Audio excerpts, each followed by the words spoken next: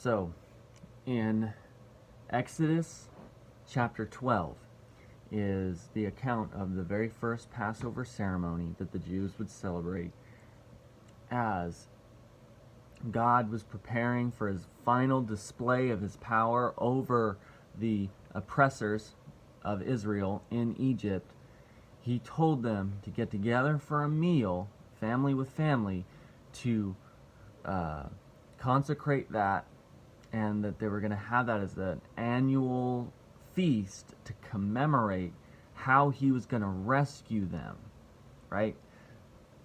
And with those instructions in the very first part of the chapter, it says specifically, listen, you're going to get together, you're to have a lamb, slay it, right? Eat it. If your family is small and the size of the lamb is too big for you, get together with another family that's larger, and they'll have their lamb, and between the two of your families and the two of your lambs, there should be no leftovers. Nothing in no to-go boxes for you, so that when you're ready to go, you can just get into the station wagon and head out on the road, right? Well, in the process, they've done that for thousands of years now. They have celebrated that ceremony in that same way, essentially, with modern stuff changing some things, but the point is that nowadays we have something very, very similar happening, but it's got a different name. It's called Friendsgiving. It's mostly popular among college students and like exchange students and people that like they're in class, or they're young adults, because they're separated often from their families. They're not able to get either maybe off campus back home or whatever the issue is, so they'll all get together in their dorms or in their little apartments or in their fraternities, and they'll eat together instead.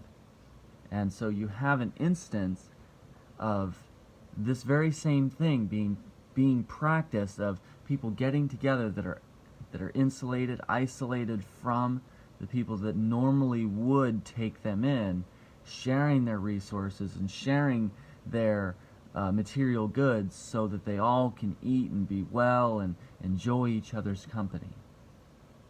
It's also an expression of how that there's a lot of people that they're just simply choosing not to go home for Thanksgiving, for Christmas, for whatever, because when they do so, they're going to encounter things, maybe negative political or ideological or whatever, or kind of toxic relationship aspects that keep them from being able to enjoy and celebrate on today, which is Thanksgiving.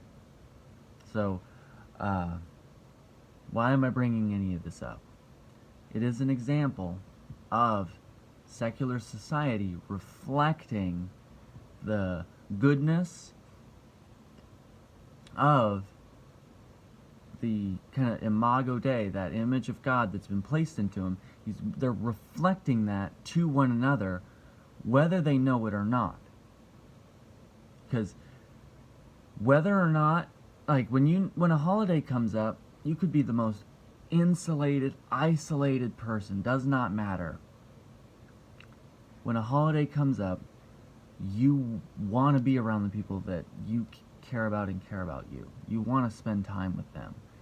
And especially in those instances where maybe in military deployments, or if, like, let's say you're a pilot, or you are some of those kind of fields where, you gotta work today because people are traveling and things,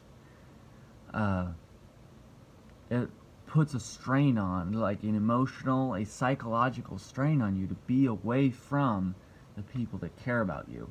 And sometimes if it's that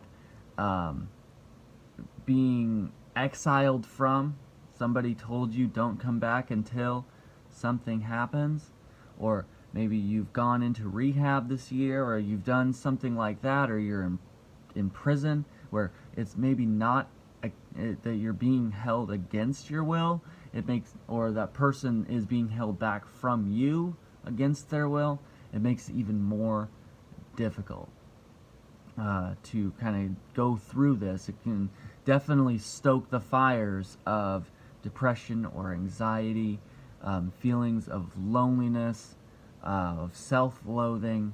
So if you are a Christian, you're church affiliated in any way, the onus is on you to be a part, since you are in that larger family, to bring people in to share your resources. So looking out for those young adults, those young singles, teens that maybe they have a hard time at home, and invite them over. Bring them to your table and share what you have been given both by God as an overabundance here in America, but also an overabundance of just the overflow of the goodness and grace that you have received as well. And share what you have so that everyone can be filled.